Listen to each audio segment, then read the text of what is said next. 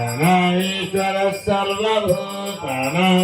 ब्रह्माधिपतिर्ब्रह्मणोऽधिपतिर्ब्रह्मा शिवो मे अस्तु सदा शिवो हिरण्यबाहवे हिरण्यरूपाय हिरण्यपतये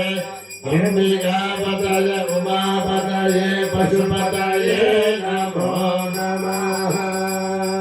ॐ अग्निर्नः पातु गुत्तिकाः क्षत्रं देवमिन्द्रियम् इदमाधां विदग्धनो संजुहोतना यस्य भान्तिरश्मयो यस्य केतवः विश्वा भुवनानि सर्वा गुत्तिकाभिरभिसंवसनः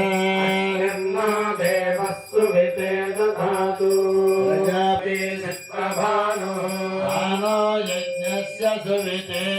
उपयातु यज्ञं राजा मृगशिरुषेण आगण्णो शिवन्नक्षत्रं प्रियमस्य धामाप्यायमानो